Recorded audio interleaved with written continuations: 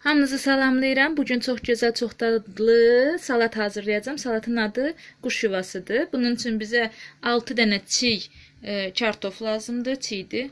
Soymuşam, hazırlamışam. Xiyar 5 dənə, 2 dənə baləcə soğan, amma baləcə soğan yerinə, baş soğan yerinə göy soğan bir dəstə işlədə bilərsiniz. Demək, bir dənə yekə döş əti, harca 500-600 qramdır. Göyərti zövqə görə keşniş şüyük götürdüm mən. Mayonez, demək 5 yumurtanın ağı işlənir. Bəzək üçün bildirçin yumurtası işlənir.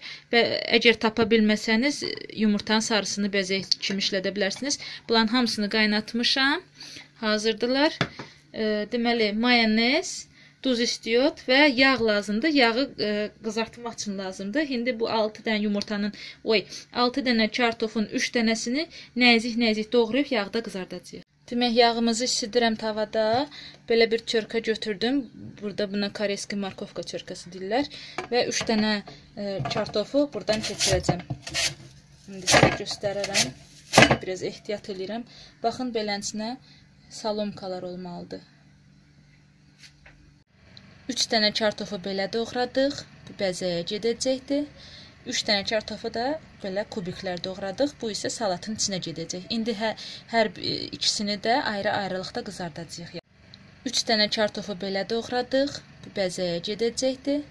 3 dənə kartofu da belə kubiklər doğradıq. Bu isə salatın içinə gedəcək. İndi hər ikisini də ayrı-ayrılıqda qızardacağıq.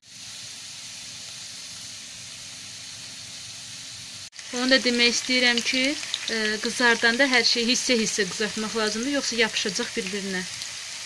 Baxın, bəzək üçün olan samanvari kartuşkalarımız artıq hazırdır. Bu bəzək üçündür, bunu qoyuruq qırağa. Hardasa bu qədər şüyüd bəzək üçün qoyacam qırağa. Yerdə qalan nə ərzaqlarımız var, o digər kartoflar qızarana kimi bunların hamısını xırda-xırda doğrayacağıq. Ərzaqlarımızı doğradıq.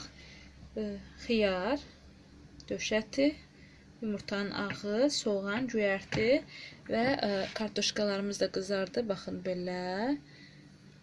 Çox gözəl qızardılar. Onu deyim ki, mən kartuşkanı qızardanda heç vaxt duz vurmuram. Duzu sonradan vururam. Ona görə ki, duz su verir kartuşkaya və kartuşka o zaman qızarmır. Demək, duzumuzu, istiyotumuzu, mayonezimizi vurub qarışdırırıq. Onu da deyim ki, bu hazırladığımız samanlar ki var idi kartuşkadan, buna da indi duz vururuq. Duz vurub qarışdıracağıq. Demək, duz, istiyot, mayonez deyib qarışdırırıq. Salatımız artıq hazırdır. İndi demək, bunu süfrəyə vermək üçün bəzəmək vaxtı gəldi.